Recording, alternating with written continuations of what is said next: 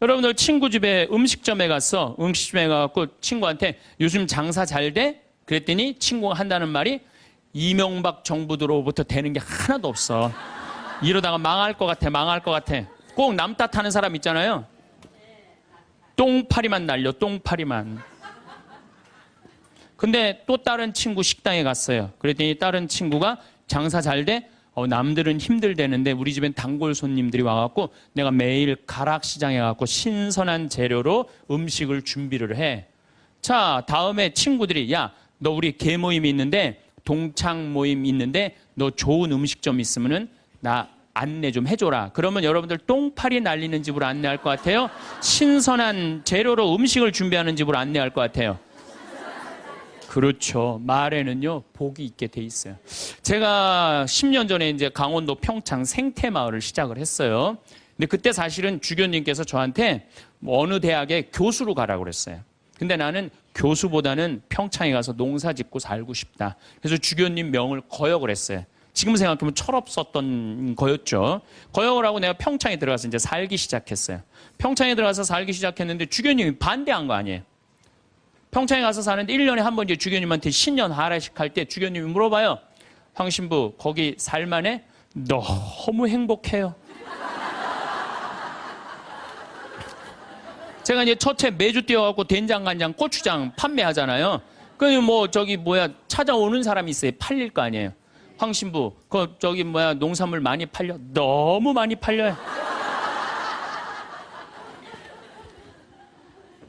황 신부, 거기 사람들은 많이 와? 첫 해는 개미새끼도 안 왔어요. 알아야지 올 거 아니에요. 근데 내가 너무 많이 와요. 저는 제가 생태마을에 살면서 한 번도 생태마을이 사는 게 힘들다, 지겹다, 나 빨리 본당 내보내줘라 그런 소리 한 적이 한 번도 없어요. 그리고 내가 방송에 나가서든 어디 강의 가서든 나는 평창에 사는 게 너무 행복하다. 밤하늘에 별도 예쁘고 요즘은 또 이 물이 풍부해갖고 아침에 물 한 개가 피면요 아침에 일어나면 기가 막혀요. 네. 내가 좋다 아름답다는 얘기만 하니까 강의 듣는 사람들이 무슨 생각할 것 같아요? 한번 가봐야지. 한번 가봐야지. 그러니까 첫 해는 1000명 정도밖에 안 왔는데 작년에는 3만 명이 오르더니 올해는 4만 명까지 지금 왔어요. 4만 명. 사람들이 너무 많이 오는 거예요. 말이 뭐를 불러일으켜? 복을 불러일으키는 거, 복을. 근데 우리 직원들한테도 올 연초에도 회의할 때 그랬어요. 올해 느낌이 너무 좋아. 대박 터질 것 같아. 너희들 열심히 준비해. 근데 내가 우리 직원들한테 회의할 때 니네들 이렇게 하면 망한다. 니네들 똑바로 해. 망할 것 같으니까 똑바로 해. 그럼 이 직원들은요. 집에 가갖고 직장 알아봐요. 곧 망할 직장에 마음이 가겠어요? 그런데 올해 대박 터질 것 같아. 마음이요. 벌써 놓이는 거예요. 그래서 내가 우리 직원들한테 8월 말까지 예약이 2월 달에 차면 내가 니네들 유럽 기차 여행 데리고 갈게. 내가 그랬어요. 그랬는데 12월까지 예약이 꽉 찬 거예요. 그래갖고 오늘 이 여행 보증금 내라고 왔어요. 그래서 23명 우리 직원들 데리고 내년 유럽에 다 가요. 예.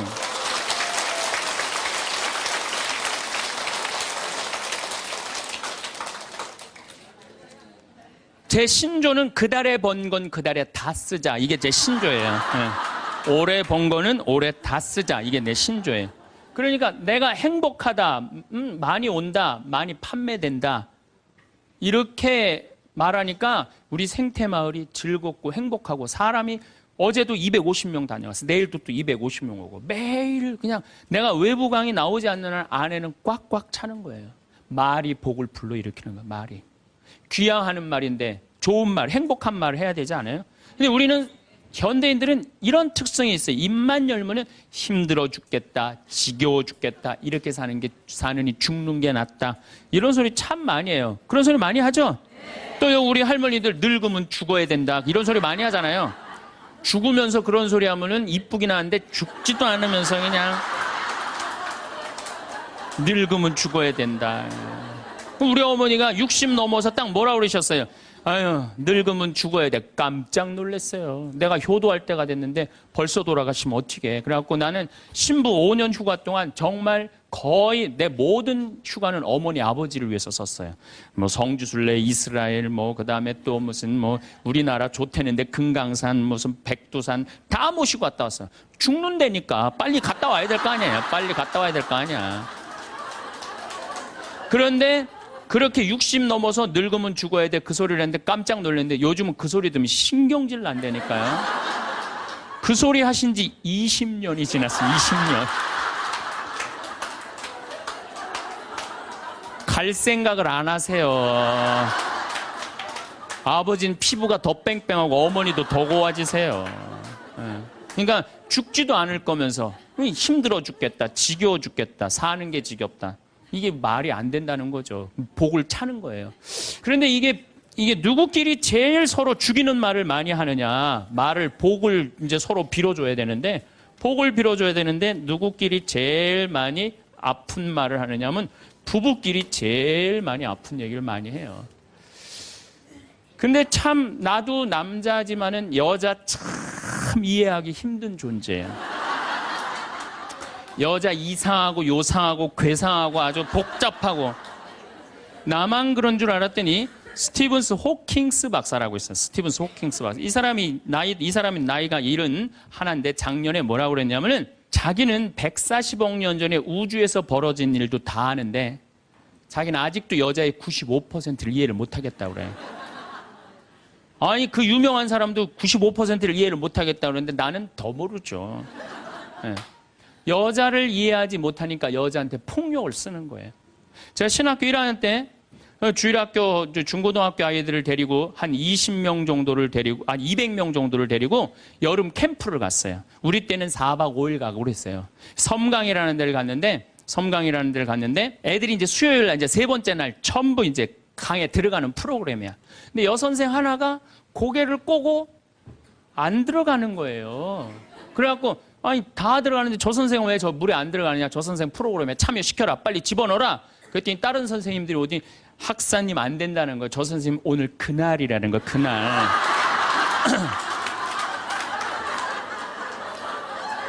근데 내가 신학교 1학년이 그날이 뭔지 어떻게 알아요? 그래서 내가 물어봤어요. 그날이 뭔데? 아, 학사님 오늘 저 선생님 그날이 안 된다니. 오늘 물에 들어가는 날이지 그날이 뭔데? 그랬더니 어떤 지혜로운 엄마 선생님이 나를 한 군데로 데려가더니 학사님, 여자는 한 달에 한 번 매직이 있다는 거예요. 그래서 내가 매직이 뭔데요? 근데 그 엄마 선생님 정말 지혜로웠던 것 같아요. 그 엄마 선생님이 학사님, 이 여자는 한 달에 한 번 생리를 하는데 그때 피가 나오기 때문에 물에 들어가면 안 된다는 거예요. 나는 그거 처음 알은 거예요. 처음 알은 거 그때. 그러니까 내가 여자에 대해서 모르니까 여자한테 뭐를 하느냐면 폭력을 쓰는 거예요. 폭력을. 근데 이런 일들이 집안에서 수도 없이 일어나요. 남자는 여자를 이해하지 못해서 폭력을 쓰고 여자는 남자를 이해하지 못해서 폭력을 쓰고 그래서 서로 답답하다고 싸울 때 보면 크크크 치치치 크크크 이러고 싸워요. 말이 안 통한다고. 그러니까 여자에 대한 생물학적 특징을 알아야 되고 남자에 대한 생물학적 특징을 알아야 되는데 그거에 대해서 서로 모르는 거예요. 근데 이제는 알아야 돼요. 왜 알아야 되느냐 하면은 옛날에는 남자하고 여자하고 20살에 결혼해갖고 50살에 죽었어요. 남자, 여자. 20살에 결혼해갖고 애 한 열 낳다 보면요. 애 낳다가 죽어요. 남자는 애 키우다 죽어요. 갈등이 있을 수가 없어요. 부부라고 그러지만은 한 집에 살지도 않아. 안사람, 바깥사람. 그러고 그냥 사는 거예요. 근데 요즘은 안 죽어. 100살까지. 남자, 여자가 50살서부터 100살까지 서로 이해도 못하면서 한 집에서 50년을 사는 거예요. 서로를 이해를 못하면서. 그러니까 말이 어떤 말이 나와? 상대방한테 가슴에 멍을 들게 하는 말이 나오는 거예요. 멍이 들게 하는 말을. 인류 역사상 인간에게 말처럼 중요한 건 없는 것 같아요. 또 이 말 한마디에 참 우리는 행복하기도 하고 불행하기도 합니다. 말 한마디에. 근데 이 또 말귀를 못 알아듣는 사람도 너무 많아. 아까도 말씀드렸지만 우리 생태마을에 전화해갖고 많은 분들이 그렇습니다. 거기 생태마을이죠? 네, 생태마을입니다. 생태 팔아요. 이런 분들 너무 많아요. 생태 팔아요. 그래서 우리는 생태 파는 데가 아닙니다. 그러면 그쪽에서 뭐라고 그러냐면은 황태만 취급하세요. 그래요. 황태만 취급하세요. 그래서 우리는 생태 파는 데도 아니고 황태 파는 데도 아니고 천주교 피정집입니다. 그러면은 저쪽에서 뭐라고 그러냐면은 피족에만 취급하신다고요? 말귀 못 알아듣는 경우 참 많은 것 같아요. 그래서 서로 갈등이 생겨요.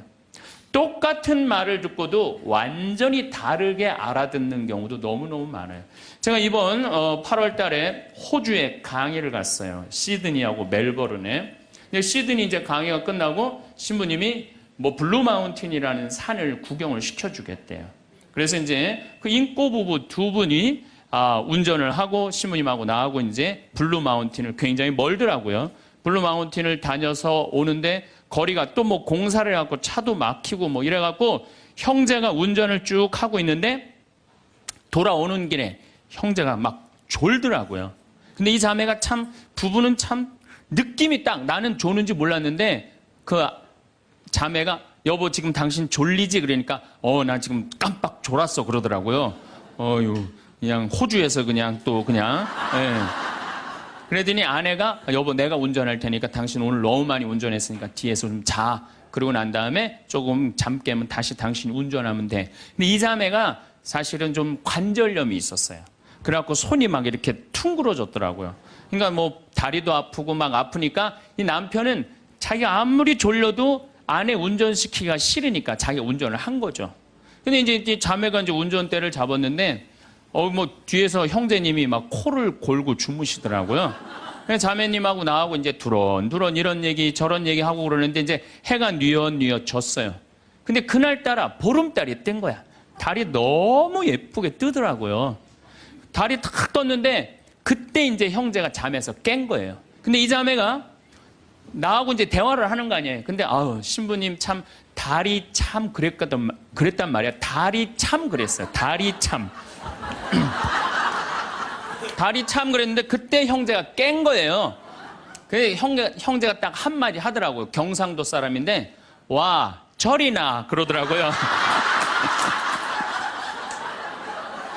나는 그 자매가 달이 참 그랬을 때 달이 참 예쁘다는 말을 할 판이구나. 근데 그 형제는 딱 깼을 때 달이 참 그랬을 때 자기 부인 다리가 아픈 줄 알고 관절염이 있으니까 와 철이나 똑같은 말도 완전히 자기식으로 생각하면요 완전히 다르게 들어요.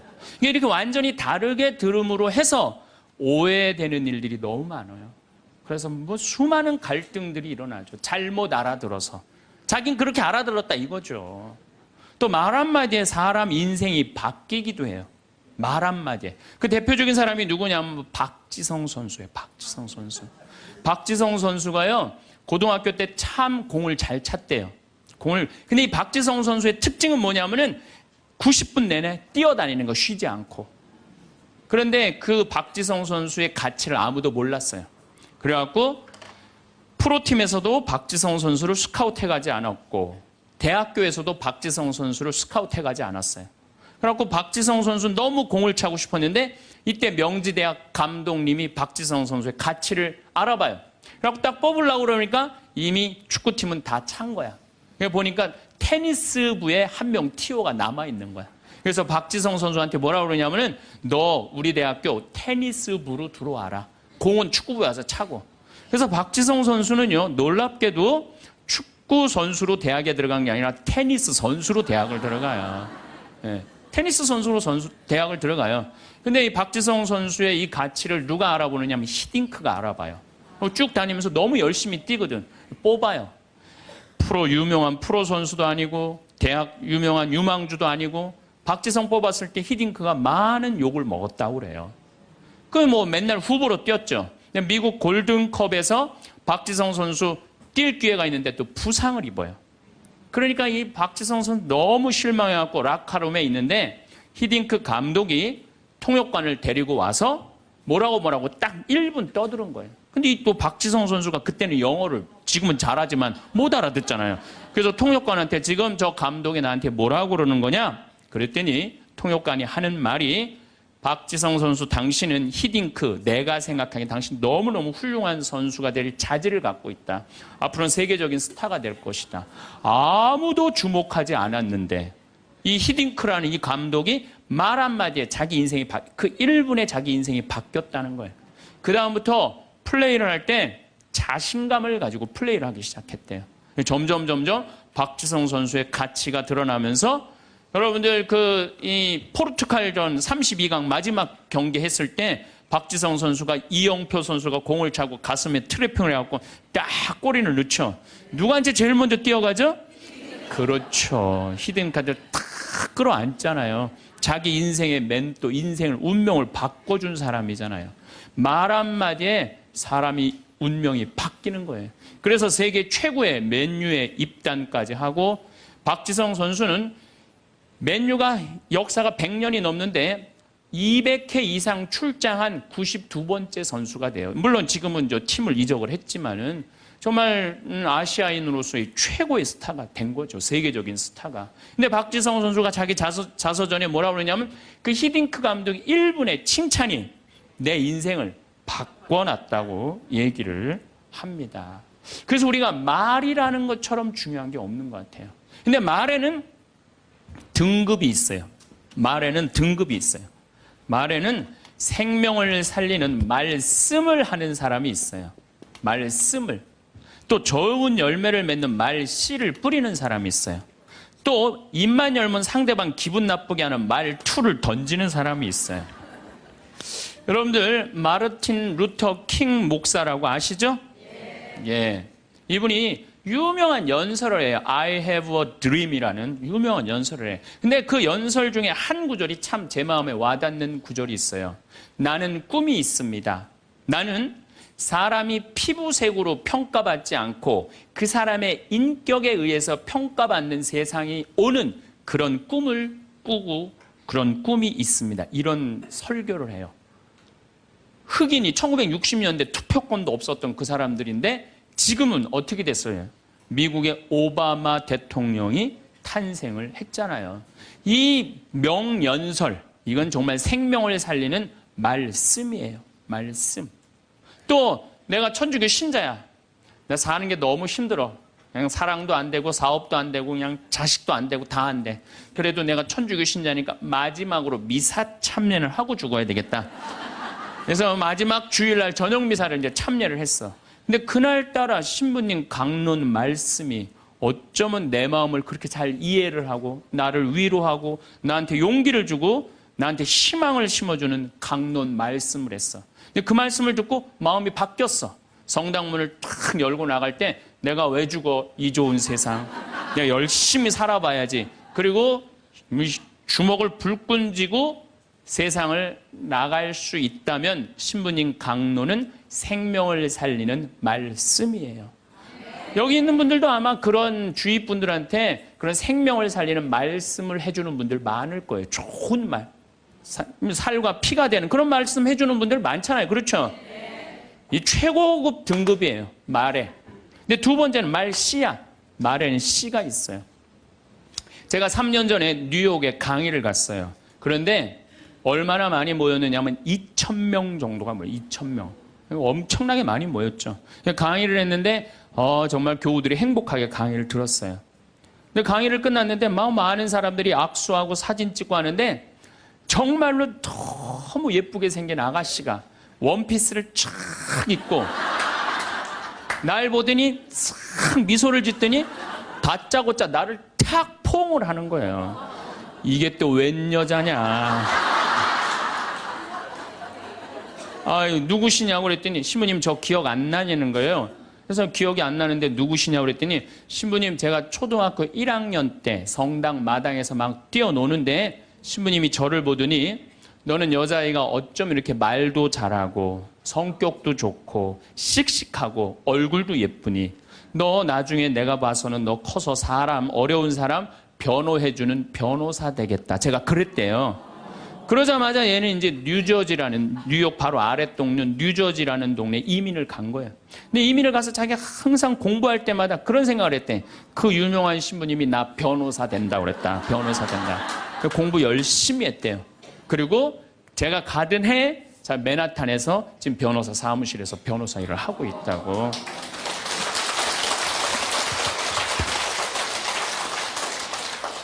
내가 무심결에 뿌린 씨인데 15년 후에 변호사라는 열매가 맺어지더라고요. 또 작년엔 제가 LA에 강의를 갔어요. LA라고 그러는 거 아니래요. LA라고 발음해야 되는데 LA라고. 네. 근데 LA에 강의를 갔는데 이번에는 더 많이 왔어요. 한 2,500명 정도가 왔어요. 강의가 끝나고 뭐 정말 수많은 분들하고 인사하고 뭐 악수하고 사진 찍고 하는데 이번엔 정말 잘생긴 남자아이야. 잘생긴 남자아이가 나한테 오더니 인사를 하는 거예요. 신부님 감사하다는 거예요. 그래서 뭐가 감사하냐고, 신부님 제가 평택 비전동 본당에 있을 때 제가 초등학교였는데 신부님 그때 내 손가락을 보더니 너는 남자의 손가락이 이렇게 섬세한 걸로 봐서 너 나중에 커서 사람 살리는 수술외과 의사가 될 것 같다. 제가 그랬대요. 그러자마자 얘는 이제 LA로 이민을 간 거예요. LA로 이민을 간 거예요. 그래서 공부할 때 항상 손가락을 보고 그런 생각을 했대요. 이 손이 사람을 살리는 손이 된다. 공부 열심히 했대요. 그리고 자기는 지금 UCLA 의대 수술외과 집도의라고, 감사하다고, 신부님 덕에 내가 이렇게 좋은 의사가 돼서. 그래서 좀 깜짝 놀랐어요. 난 그렇게 말했던 기억이 안 나는데, 우리가 어린아이한테 무심코 뿌린 씨가요, 그게 인생을 결정짓는 경우가 참 많아요. 근데 이 말투가 있어. 애를 보고, 애들이 얼마나 사랑스럽고 귀해요. 근데 애를 보고 핸대는 소리가, 엄마 아빠한테 핸대는 소리가 장군감이나 이러면 얼마나 좋아. 얘 견적 많이 들겠다. 이 말투를 던지는 분들 참 많아요. 기분 나쁘게 말투 던지는 분들. 성당에도 보면은 입만 열면 기분 나쁜 말 하는 분들 계시죠? 아니, 신부님이 강론 때 하느님 만나러 오는 건 축제다. 그러니까 주일날 옷 이쁘게 입고 와라. 깨끗한 옷 입고 와라. 가끔 그런 말 하잖아요. 그래서 나도 정말로 예쁜 옷을 입고 가야지. 그래갖고 예쁜 옷을 입고 성당에 왔어. 근데 딱 자매 하나가 한다는 소리가, 누굴 또 홀리려고 여시가 짓고 왔어. 꼭 그렇게 말하는 사람들이 있어요. 그렇죠? 기둥뿌리 뽑았냐? 뭐 개 탔냐? 뭐 이래갖고 아주 상처를 주는 분들이 있어요. 입만 열면은 상대방 무시하고 가슴에 아픈 거를 이렇게 심어주는 분들이 참 많습니다. 말에는요, 가는 말이 고와야 오는 말이 고와요. 한 10년 만에 한 60에 헤어졌는데 70에 만났어. 내 친구가 한다는 소리가, 야, 너 10년 동안 안 보는 동안 팍싹 늙었다. 그러면은 이쪽에서 팍싹 늙었다고 말들은, 이 사람은 너 10년 동안 안 보는 동안 팍싹 늙었다. 그런 친구한테 뭐라고 그럴 것 같아요? 너도 만만치 않아.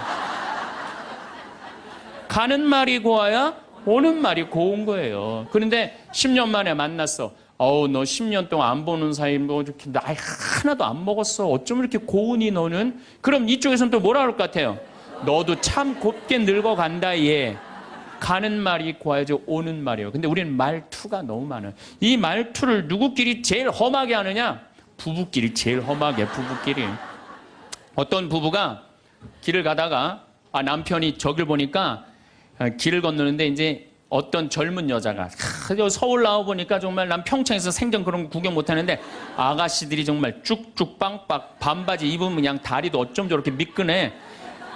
그냥 미니스커트를 입은 아가씨 허벅지 구경하느냐고 트럭 지나가는 걸 못 봐요. 이 남자가, 부부가 가는데 트럭이 딱 급브레이크를 딱 잡은 거예요. 트럭 기사가 창문을 열더니, 야 이놈의 새끼야, 눈 어디다 뜨고 다니냐. 너 지금 저 여자 보느냐고 차 지나가는 거 못 봤잖아. 너 치면은 내 팔자 망친다. 내 팔자만 망치는 게 아니라 너 병신 되면 네 마누라 네 자식 고생한다. 그 여자한테 한눈 팔면 너 인생 망치는 거다. 욕을 5분 동안 바가지로 하는 거예요. 그랬더니 5분 딱 지나더니 창문을, 인생 똑바로 살라고 그러고 창문을 닫고 갔어요. 남편 하도 벙쪄 있어갖고 그렇게 쳐다보고 있는데 아내가 툭툭 치면서 여보, 당신 저 트럭 기사랑 친해? 아니, 나 처음 보는 사람이야. 그랬더니 아내가 한다는 소리가 그런데 어쩜 그렇게 당신에 대해서 정확하게 알고 있어?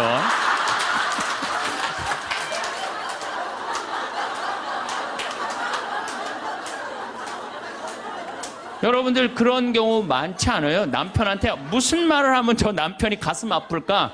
이것만 골라서 하는 분들 많아요.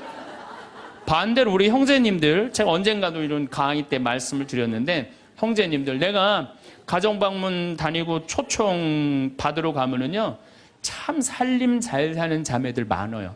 가보면 집이 어쩜 그렇게 깨끗해. 음식도 깔끔하게 하고, 그냥 딱 치마 입고 그냥 드레스 입고 딱 음식 준비하면 너무너무 이쁘고 참 부럽더라고요. 그래서 내가 한마디에 형제한테, 형제님 다 이렇게 살림 잘하는 부인 같이 살아서 너무너무 행복하시겠어요? 그럼 많은 경우 형제님이 이렇게 물어봐요. 신부님, 우리 마누라 마음에 드세요? 너무 마음에 들어요. 그럼 뭐라 그래요? 신부님 데리고 가세요 그냥.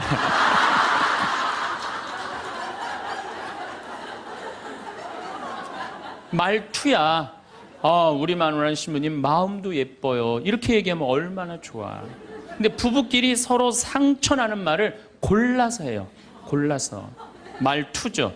여러분들 자식들한테도 어때요? 애가 공부 좀 못하면 속상하잖아요. 뭐라 그래? 내가 너 같은 거 낳고 좋다고 미역국 끓여 먹은 내가 미친년이다. 엄마인데도 어쩜 그렇게 상처되는 말을 자식한테 골라서 할 수가 있어요? 너 이게 엄마가 막 애가 따지면 이게 죽으려고 그러는 거 살려놨더니 이게 눈 똑바로 뜨고 그냥 엄마한테 덤비는 거 봐. 그때 1살 때 죽을 때 그냥 놔두는 건데 그냥. 그냥 애들 가슴에 멍을 들게 하는 분들이 많아요. 그래서 이번 강의에는 과연 나는 이 귀한 말을 가지고 생명을 살리는 말씀을 하는 사람인가? 아니면 좋은 열매를 맺는 말씨를 뿌리는 사람인가? 아니면 입만 열면은 주위 사람들 가슴에 멍을 들게 하는 말투를 던지는 사람인가? 이 이야기를 3주에 걸쳐서 이야기를 나누고 싶습니다. 자, 30만 년 전에 지구에는 두 종류의 인간이 살았어요. 하나는 네안데르탈인. 이 네안데르탈인은 독일 네안데르탈이라는 계곡에서 발견한 인간의 뼈예요. 또 하나는 호모 사피엔스. 우리 조상은 호모 사피엔스예요. 황인종, 백인종, 흑인종. 우리 조상이에요. 그런데 3만 년 전에 네안데르탈인은 지구에서 영원히 사라졌어요. 그리고 우리 호모 사피엔스만 남아서 지구에 퍼져서 살고 있어요. 그런데 놀랍게도 네안데르탈인 뼈를 보니까 뼈가 우리 호모 사피엔스보다 훨씬 굵어요. 등치도 1m 52, 굉장히 키도 크고 우리는 키도 조그맣고 뼈도 왜소했고. 그래서 현대 과학으로 컴퓨터 시뮬레이션을 해봤어요. 네안데르탈인하고 호모 사피엔스하고 네스링을 시켜봤어요. 그랬더니 컴퓨터 시뮬레이션에서 어떻게 나왔느냐 하면은 네안데르탈인이 호모 사피엔스 뼈를 으스러뜨릴 정도로 힘이 좋았어요. 그런데 네안데르탈인은 지구에서 영원히 사라지고 호모 사피엔스만 살아남은 거예요. 많은 학자들이 지금 인류학자들이 연구를 하고 있어요. 어떻게 우리가 살아남을 수 있었을까? 호모 사피엔스는 바늘을 했대요. 그러니까 이 북쪽으로 이제 유럽에 가갖고 바느질을 막 하면서 추위를 견뎠다는 거예요. 이런 이론도 있고 여러 가지 이론이 있는데 또 언어에 2가지 이론이 있어. 언어에 2가지 이론. 하나는 뭐냐면은 네안데르탈인은 이마가 누워 있어요. 우리는 이마가 튀어나왔고. 여러분들 이마가 누워 있으면요 발음 기관이 발달하지 않아요.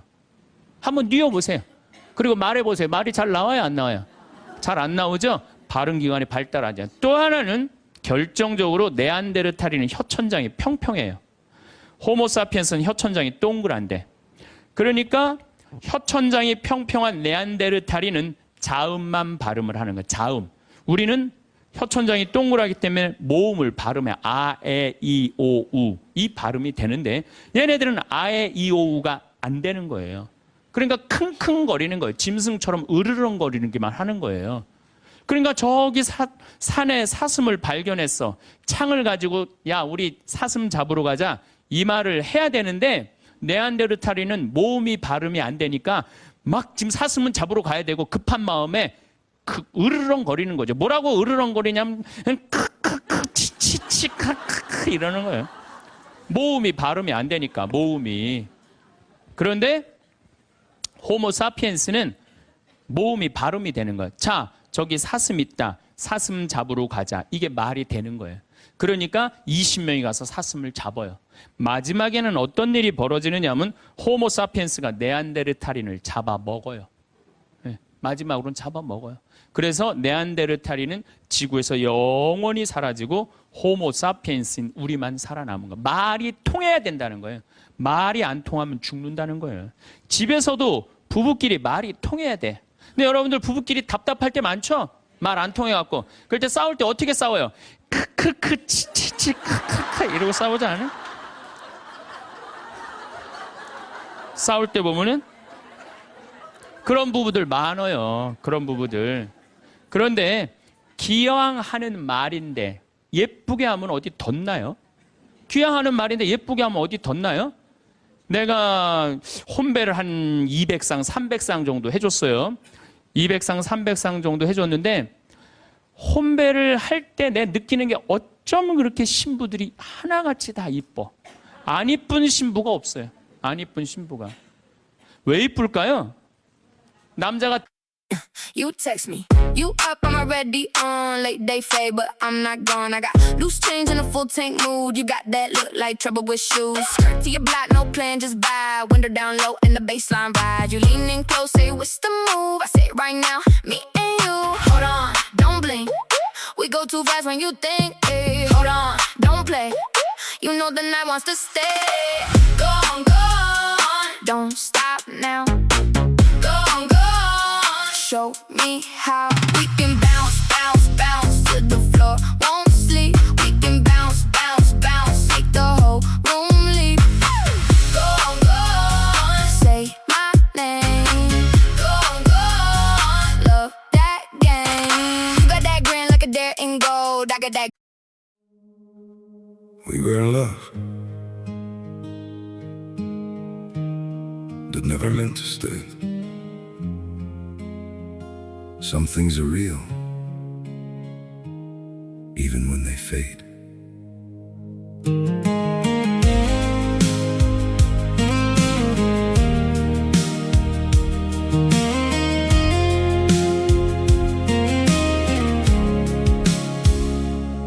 I used to think if we kept holding on, we could bend the truth somehow.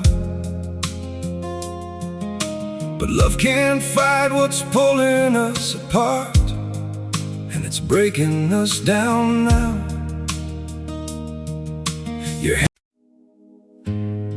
We had it all, or at least it felt that way. Now it's just silence, where your voice used to stay. I still replay the nights we couldn't sleep, talking about a life we chased somehow. We were building dreams on fragile ground, didn't see them breaking down till now. Your shadow lingers in the air I breathe, like a song that never found its end. We kept saying we would never change, now we don't even pretend. Goodbye, my everything, my only. They say letting go makes you lighter. So why does my chest feel heavier every time I try to forget you? I packed away the pictures on the shelf, but somehow you're still everywhere.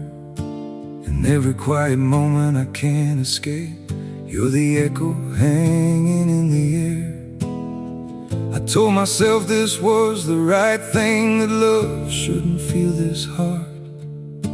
But walking away from what we built feels like tearing out apart. We say goodbye hard just to let go.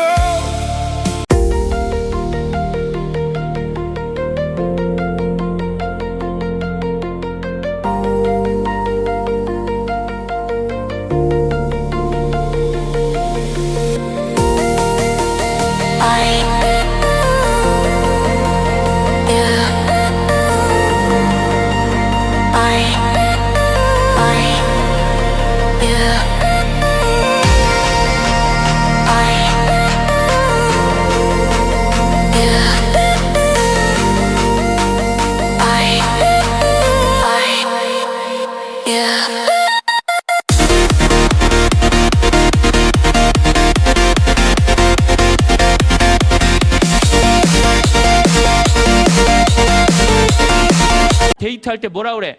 보고 싶었어. 사랑해. 난 너 없으면 난 안 될 것 같아. 난 너 없으면 죽을 것 같아. 난 네가 원하는 건 다 해줄 수 있어. 말해봐, 원하는 거. 별을 따다 줄까? 달을 따다 줄까?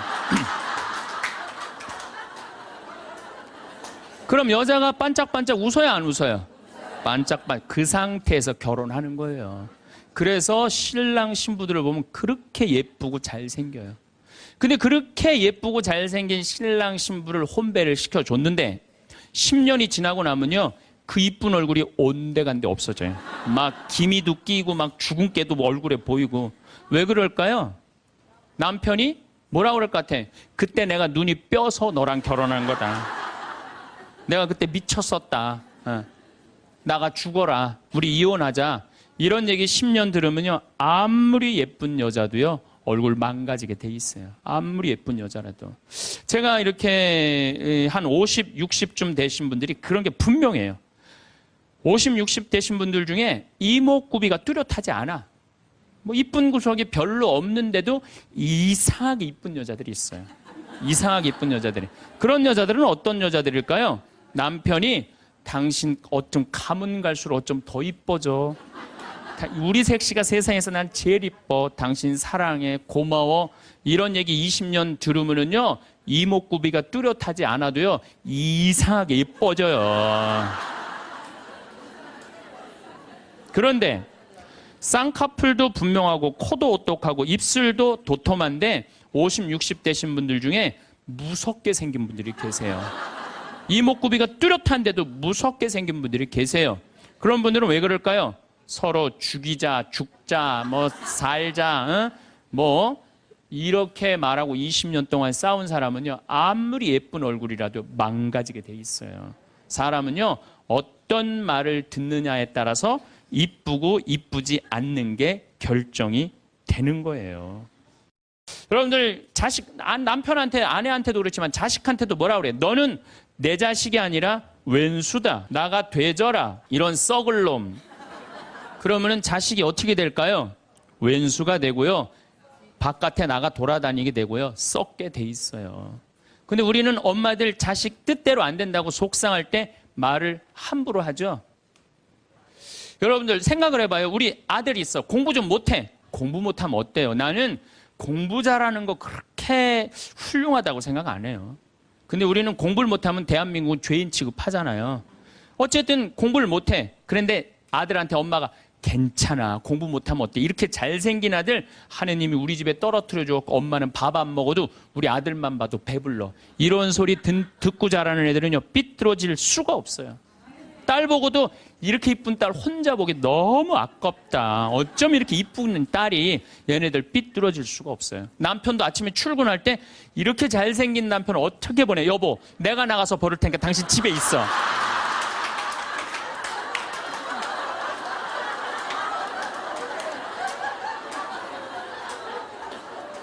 이러면은요, 남자가 돈 벌러 나갈 때 어깨 당당하게 피고 나가요. 근데 남편 출근할 때 뒷꼭지 대고 오늘 그 돈 안 갖고 들어오려면 집에 들어올 생각 꿈도 꾸지 말라고. 그럼 남자는요, 나가서 어깨 피고 돈 못 벌어요. 그런데 2009년에 MBC에서 참 재미난 실험을 했어요. 한글날을 기해서 밥 있죠. 우리가 먹는 밥. 이 밥을 줘서 한쪽 아나운서들한테는 봐봐, 고마워, 사랑해, 보고 싶었어, 이렇게 말하라고 그런 거예요.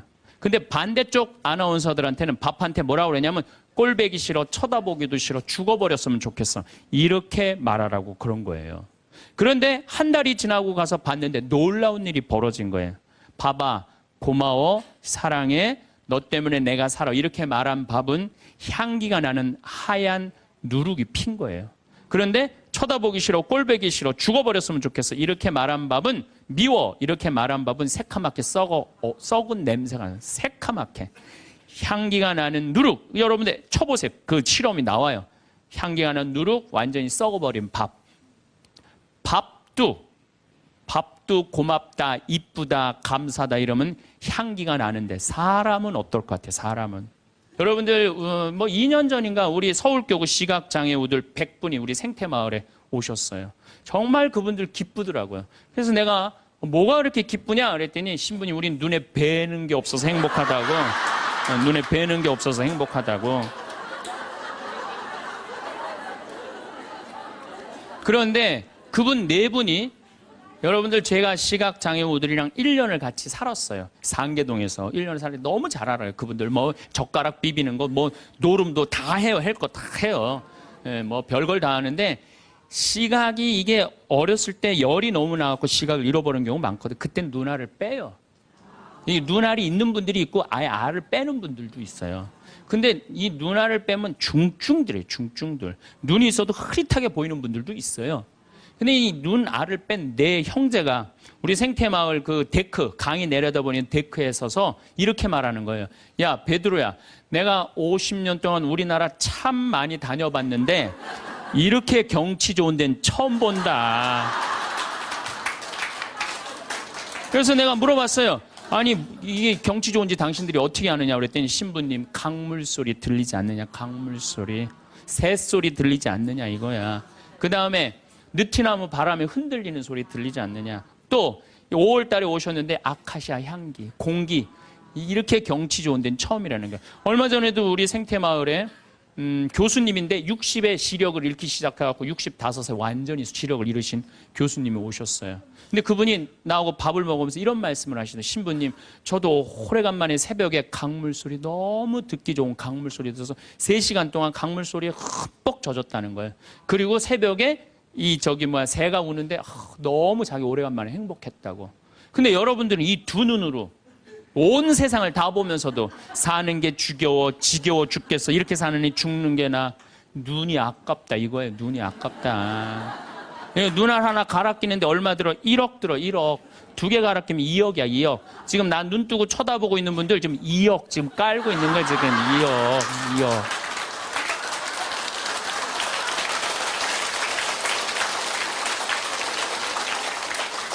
심장 하나 갈아 끼는데 5천, 간 갈아 끼는데 7천, 신장 갈아 끼는데 3천이에요. 그럼 이거 3억 5천이에요. 3억 5천. 여러분들 팔 하나 이거 의족으로 갈아 끼는데 400이에요. 양팔 800, 양다리 1600. 대충 따지면 여러분 한 5억 정도 되는 거예요. 그리고 더욱이 여기 지금 걸어오신 분은요, 적어도 5억짜리로 지금 끌고 온 거예요. 5억을 갖고. 그리고 여러분들 눈, 다리, 손가락, 발가락 다 붙어있는 식구 4명이 밥을 먹으면은요, 20억이 앉아서 먹는 거, 20억이 앉아서.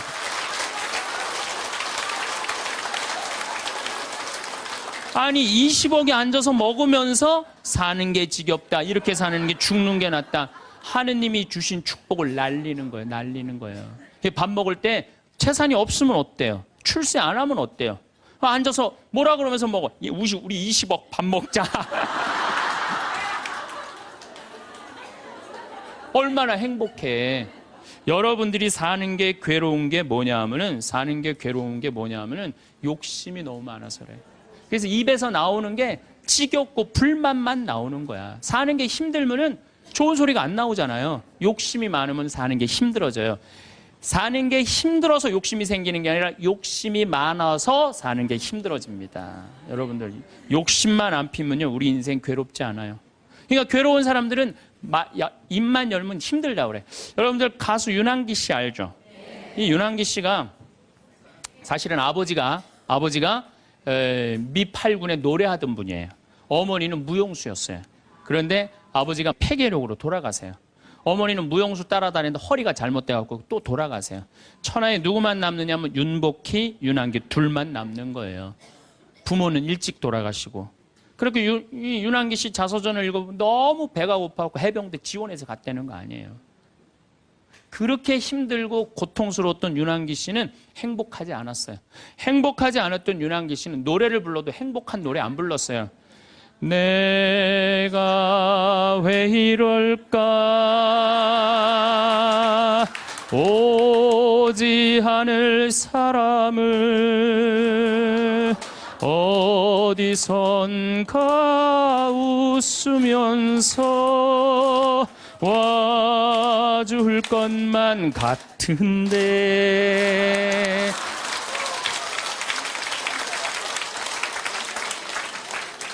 행복하지 않았기 때문에 노래를 불러도 행복한 노래를 안 불렀어요. 처음에는.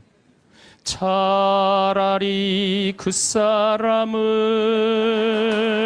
만나지 않았던들 이 고통 이 괴로움 나에겐 없을걸.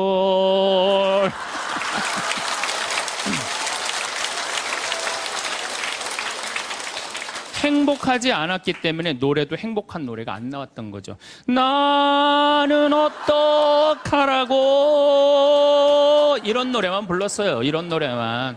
예. 너무합니다. 이것도 김수희 씨가 불렀지만 곡은 윤한기 씨가 쓴 거예요. 전부 행복한 곡이 하나도 없었어요. 근데 76년에 윤한기 씨는 하나님을 믿기 시작해요. 76년에 하나님을 믿기 시작해요. 그러면서 삶이 바뀌기 시작해요. 79년에 윤한기 씨, 윤복희 씨가 사랑이 뭐가 잘못되고 굉장히 괴로워해요. 그때 동생을 위해서 이사야전서 37장을 묵상하다가 갑자기 곡을 하나 써요. 여러분들 너무너무 잘 아는 요즘 나가수에서도 유명한 내가 만약 외로울 때면 내가 위로해 줄게. 이게 무슨 소리냐면 내가 만약 외로울 때면 하느님인 내가 너를 위로해 줄게. 그 노래예요. 그 노래. 이게 1절은 한국어 가사가 2절은 영어 가사인데 1절은 그때 하느님이라는 단어를 쓸 수 없었지만 2절에는 하느님이라는 단어를 써요. 너는 나의 영원한 노래야. 야훼는 나의 영원한 노래, 영원한 기쁨이다 이거예요. 내가 외로울 때 누가 위로해 주지? 주님께서 위로해 준다 이거예요. 그리고부터 이 두 분은 인생이 바뀌어요. 이 이후로 윤한기 씨 자서전을 읽어보면 슬픈 노래를 하나도 안 불렀다고 그래요. 아까도 제가 이야기했지만 나는 행복합니다. 나는 행복합니다. 나는 행복합니다. 정말 정말 행복합니다. 그 다음 가사가 뭐냐면 기다리던 그날이 왔어요. 어깨를 활짝 펴고 우리 함께 웃어봐요. 즐겁게 살아봐요. 그런 내용이에요. 그리고 지금 윤한기 씨는 무슨 일을 하고 있느냐. 나이가 70이신데 개신교 예술신학교 목회, 목사님, 총장 역할을 지금 목사님으로 20년 이상을 살면서 세상 사람들한테 행복을 얘기해줘요. 청승을 떨면서 노래를 불렀을 때하고 기쁨을 가지고 노래를 불렀을 때하고 인생이 바뀐다 이거예요. 인생이. 그러니까 여러분들도 제발 성가 좀 청승 좀 떨지 말고 불러라. 네, 청승 좀 떨지 말고 해라. 말은 눈에 보이지 않는 힘을 가지고 있습니다. 내가 무심코 내뱉는 말은 다른 누구보다 나 자신에게 가장 큰 영향을 줍니다. 습관처럼 부정적인 말이나 불평을 늘어놓는 것은 결국 자신의 삶을 그러한 틀 안에 가두는 것과 같습니다. 말은 생각을 단단하게 굳히고 그 생각은 우리의 행동과 태도를 결정합니다. 스스로 불행을 예언하는 말을 반복한다면 곡은 자연히 멀어질 수밖에 없습니다. 아침에 눈을 뜨고 거울을 보며 무심코 한숨을 쉬는 것도 하나의 말입니다. 몸이 예전 같지 않다고 중얼거리는 것도, 세상이 점점 살기 힘들어진다고 말하는 것도 모두 내 귀가 가장 먼저 듣는 말입니다. 이런 말들이 쌓이면 마음속에 무거운 돌이 하나씩 쌓이는 것과 같습니다. 그 돌들은 점점 커져서 우리의 발목을 붙잡고 앞으로 나아가지 못하게 만듭니다. 반대로 아침마다 오늘도 건강하게 하루를 시작할 수 있어서 다행이라고 말하는 사람이 있습니다. 작은 일에도 고맙다는 말을 자주 하는 사람이 있습니다. 이런 말들은 마음속에 가벼운 깃털처럼 쌓입니다. 그 깃털들은 우리를 무겁게 짓누르는 대신 오히려 우리를 띄워 올려줍니다. 같은 하루를 살아도 어떤 말을 선택하느냐에 따라 그 하루의 무게가 달라집니다. 복은 혼자 고립된 상태에서 찾아오지 않습니다. 복은 종종 사람들과의 따뜻한 관계 속에서 싹틉니다. 말은 이 관계를 가꾸는 가장 중요한 도구입니다. 다른 사람에게 힘을 주고 희망을 주는 말은 그 관계를 비옥하게 만듭니다. 반대로 날카로운 말투는 관계에 상처를 내고 결국 그 상처는 부메랑처럼 나에게 돌아옵니다. 좋은 말이 오가야 좋은 기운이 순환하고 그 속에서 복이 자라날 공간이 생깁니다. 가족과의 식사 자리를 생각해 봅니다. 음식이 입에 맞지 않는다고 투덜거리거나 이것저것 틈을 잡는 말들이 오가면 그 자리는 무거워집니다. 하지만 오늘 반찬이 맛있다고 말하거나 함께 밥을 먹을 수 있어서 즐겁다고 말하면 그 자리는 따뜻해집니다. 같은 밥상이지만 어떤 말이 오가느냐에 따라 그곳이 복이 머무는 자리가 될 수도 있고 복이 떠나는 자리가 될 수도 있습니다. 이웃을 만났을 때도 마찬가지입니다. 세상 돌아가는 일이 마음에 들지 않는다며 불평을 쏟아내면 그 이웃은 다음에 여러분을 만나는 것을 피하고 싶어질 것입니다. 하지만 밝은 얼굴로 안부를 묻고 상대방의 이야기에 귀를 기울이며 따뜻한 말을 건네면 그 이웃은 여러분을 다시 만나고 싶어질 것입니다. 사람들이 여러분 곁에 머물고 싶어 할 때 그곳에 복이 함께 머뭅니다. 말을 하는 것은 마치 씨앗을 심는 일과 같다고 할 수 있습니다. 어떤 씨앗을 심느냐에 따라 나중에 거두게 될 열매가 달라집니다. 좋은 말을 선택하는 것은 단지 긍정적으로 보이려는 노력이 아닙니다. 그것은 내 삶의 밭에 좋은 열매가 열리기를 바라는 마음으로 정성껏 좋은 씨앗을 골라 심는 지혜로운 행위입니다. 말의 씨앗은 생각보다 빨리 싹을 틔웁니다. 아침에 기분 나쁜 말을 내뱉으면 그 말은 하루 종일 마음속에 남아 다른 부정적인 생각들을 불러옵니다. 그 생각들은 우리의 표정을 굳게 만들고 행동을 조심스럽게 만듭니다. 그러면 하루 내내 좋은 일이 일어날 틈이 없습니다. 반대로 아침에 좋은 말을 하면 그 말은 하루 종일 마음을 밝게 만들고 다른 긍정적인 생각들을 불러옵니다. 그러면 자연스럽게 표정이 부드러워지고 행동이 여유로워집니다. 그런 상태에서는 좋은 일들이 찾아올 공간이 생깁니다. 말이 복을 부른다는 것은 단순한 미신이 아닙니다. 이것은 우리 삶의 작동 원리에 가깝습니다. 우리가 어떤 말을 선택하느냐에 따라 우리의 마음 상태가 달라지고 마음 상태에 따라 우리가 세상을 대하는 방식이 달라지며 세상을 대하는 방식에 따라 우리가 경험하는 현실이 달라집니다. 이 모든 과정의 시작점에 말이 있습니다. 말의 힘은 특히 어려운 상황에서 더 분명하게 드러납니다. 같은 어려움을 겪어도 어떤 사람은 이 또한 지나가리라고 말하며 견딥니다. 어떤 사람은 왜 이런 일이 나에게만 일어나느냐며 한탄합니다. 전자의 말은 우리에게 희망을 주고 견딜 힘을 줍니다. 후자의 말은 우리를 더 깊은 절망으로 밀어넣습니다. 어려움 자체는 같지만 그것을 대하는 말이 다르면 그 어려움을 통과하는 과정과 결과가 완전히 달라집니다. 건강이 예전만 못할 때도 마찬가지입니다. 몸이 말을 듣지 않는다고 불평하며 모든 것을 포기하는 말을 하면 실제로 몸은 더 빨리 기운을 잃습니다. 하지만 아직 할 수 있는 것들에 감사하며 조금씩이라도 움직여보겠다고 말하면 몸도 그 말에 반응합니다. 말이 우리의 의지를 만들고 의지가 우리의 몸을 움직입니다. 가족 간의 관계도 말로 만들어집니다. 서로에게 늘 부족한 점만 지적하고 섭섭한 감정을 말로 표현하면 그 관계는 점점 딱딱하게 굳어갑니다. 하지만 고맙다는 말과 사랑한다는 말을 자주 하면 그 관계는 부드럽게 유지됩니다. 특별한 일이 없어도 평범한 하루에 서로에게 따뜻한 말을 건네는 것만으로도 그 집안에는 복이 머뭅니다. 자녀들과의 관계에서도 말은 중요합니다. 자식이 자주 연락하지 않는다고 섭섭해하며 그것을 말로 표현하면 자식들은 더 연락하기가 부담스러워집니다. 하지만 바쁠 텐데 건강만 챙기라고 말하면 자식들은 오히려 더 자주 연락하고 싶어집니다. 말이 관계를 조이는 올가미가 될 수도 있고 관계를 이어주는 따뜻한 끈이 될 수도 있습니다. 말이 복을 부르는 또 다른 이유는 말이 우리의 정체성을 만들기 때문입니다. 우리는 우리가 반복해서 하는 말대로 됩니다. 늘 피곤하다고 말하는 사람은 실제로 더 피곤함을 느낍니다. 늘 힘들다고 말하는 사람은 모든 일이 더 힘들게 느껴집니다. 반대로 오늘도 괜찮다고 말하는 사람은 실제로 더 많은 것을 견딜 수 있는 힘이 생깁니다. 감사하다고 말하는 사람은 감사할 일들을 더 많이 발견하게 됩니다. 이것은 단순히 마음가짐의 문제가 아닙니다. 우리의 뇌는 우리가 반복하는 말에 따라 작동 방식을 바꿉니다. 부정적인 말을 반복하면 뇌는 위험에 민감하게 반응하도록 설정됩니다.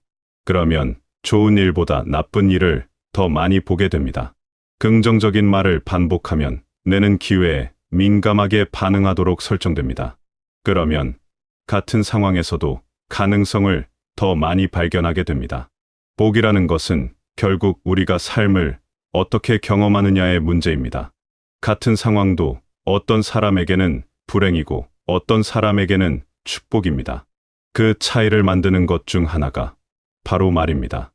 불평하는 말을 선택하면 모든 것이 불만족스럽게 보입니다. 감사하는 말을 선택하면 같은 것도 소중하게 느껴집니다. 식사 한 끼를 먹어도 마찬가지입니다. 반찬이 별로라고 말하면 그 식사는 불만족스러운 경험이 됩니다. 하지만 밥을 먹을 수 있어서 다행이라고 말하면 그 식사는 감사한 경험이 됩니다. 음식은 같지만 말이 다르면 그 경험의 질이 완전히 달라집니다. 이런 경험들이 모여서 우리의 하루가 되고 삶이 됩니다. 말이 복을 부르는 것은 또한 말이 에너지를 만들기 때문입니다. 힘든 일을 앞두고 못할 것 같다고 말하면 실제로 힘이 빠집니다.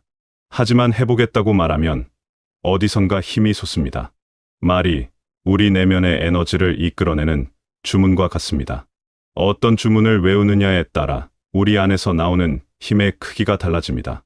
다른 사람을 대할 때도 말의 에너지는 전달됩니다. 누군가에게 힘을 북돋우는 말을 하면 그 사람뿐 아니라 나 자신도 힘을 얻습니다. 누군가를 비난하는 말을 하면 그 사람뿐 아니라 나 자신도 지쳐갑니다. 말은 화살처럼 상대를 향해 날아가지만 그 여파는 반드시 나에게도 돌아옵니다. 말이 복을 부른다는 것은 결국 말이 우리 삶의 방향을 정하기 때문입니다. 우리가 반복하는 말은 우리의 주의를 이끕니다. 문제에 대해 계속 말하면 문제만 보입니다. 가능성에 대해 말하면 가능성이 보입니다. 부족함에 대해 말하면 부족함만 느껴집니다. 충분함에 대해 말하면 충분함을 느낍니다. 하루를 시작하며 오늘 무엇을 할 수 있을지에 대해 말하는 사람과 오늘도 해야 할 일이 많아서 힘들다고 말하는 사람은 같은 하루를 전혀 다르게 살게 됩니다. 전자는 가능성을 향해 나아가고 후자는 부담감에 눌려 움직입니다. 하루의 시작을 어떤 말로 여느냐가 그 하루 전체의 흐름을 결정합니다. 말을 바꾸는 것은 어렵지 않습니다. 특별한 기술이나 많은 노력이 필요한 것이 아닙니다. 다만 의식적으로 선택하는 것입니다. 부정적인 말이 입 밖으로 나오려 할 때 잠시 멈추고 다른 말을 선택하는 것입니다. 불평 대신 감사를, 원망 대신 이해를, 비난 대신 격려를 선택하는 것입니다. 처음에는 어색할 수 있습니다. 평소 습관처럼 하던 말을 바꾸는 것은 익숙하지 않은 옷을 입는 것처럼 느껴질 수 있습니다. 하지만 계속 연습하면 그것이 새로운 습관이 됩니다. 좋은 말을 하는 것이 자연스러워지면 그때부터 복은 저절로 따라옵니다. 말을 바꾸는 연습은 혼잣말부터 시작할 수 있습니다. 아침에 일어나서 거울을 보며 자신에게 좋은 말을 건네는 것입니다. 자식들은 서울에서 살지만 본인은 저 아래 가서 살았단 말이야. 너무너무 미안해갖고 이 아파트 이름도 부인 이름으로 해주고 부인한테 2억인가 3억인가 현찰로 줬대요. 그러니까 자기 가진 걸 다 나눠준 거예요. 근데 그게 딱 나눠주고 나니까 부인이 이혼하자고 그랬대. 이혼하자고. 정말로. 그래서 너무 놀랬대요. 왜 난 평생 당신 자식들 키우고 뒷바라지만 했는데 당신 평생 하고 싶은 대로 다 하고 이제 집에 들어와서 나보고 뒷바라지 하라는 거냐? 난 못한다. 그러더라는 거예요. 그래갖고 그러면 나 혼자 살 돈이라도 줘라. 그 돈을 내가 왜 주냐? 그 할아버지가 나한테 와서 울면서 얘기하는 거예요. 절대 배우자를 믿으면 안 돼. 우리 어머니가 한 6년 전인가 아버지가 이렇게 자식들이 용돈 주면 이렇게 통장에 돈을 모아두는 통장이 있어요. 한 500만 원인가 600만 원 모아졌는데 어머니가 꼬신 거예요. 70이 돼서 여보 우리 살면 얼마나 사냐. 우리 수의나 좀 하나 해두자. 당신 거 내 거 나중에 자식들 불편하지 않게. 그럼 우리 아버지 또 착하니까 이제 갚는다고 어머니가 뭐 3월인가 4월에 돈 나오는 게 있으니까 1월 달에 수의하자고. 그래갖고 아버지가 줬대요. 갚는다고 그래서. 지금도 아직도 안 갚았어요. 지금도. 이 마누라를 믿으면 안 돼요. 마누라를 믿으면. 그리고 또 한 가지 중요한 거. 수의해놨는데 지금 6년 전인가 7년 전에 600만 원인가 700만 원짜리 두 분 수의해놨는데 그거 지금 죽지도 않고 그 장롱에서 썩고 있어. 썩고. 제발 그런 짓 하지 마세요. 수의는 왜 안 한? 내가 지금도 그래. 그 600만 원 거 갖고 먹는 거 사 먹었으면은 무지하게 사 먹었을 거야. 동네 할머니들 다 사주고 멋있게 살았을 거야. 그런데도 어떻게 죽지도 않을 거면서 그런 거 해도. 우리 어머니 아버지는 뭐 제가 이거 장담하는 건 좀 그렇지만 지금 근력으로는 최소한 10년은 더 사세요. 그러니까 20년 후에 죽을 수의를 이른에 해둔다는 게 말이 돼요? 안 되는 거지. 그러니까 우리 할머니들 외로우니까 동네에서 막 뭐 화장지도 주고 뭐 바가지도 주고 그냥. 그리고 결정적으로 한 방에 싹 해가는 거 뭐 비싼 거 하나 다 그냥 사기당하고 그러는 거야. 참 그래서 공부해야 되는 거예요. 그래서 정규학교가 필요해 되니까 4년제.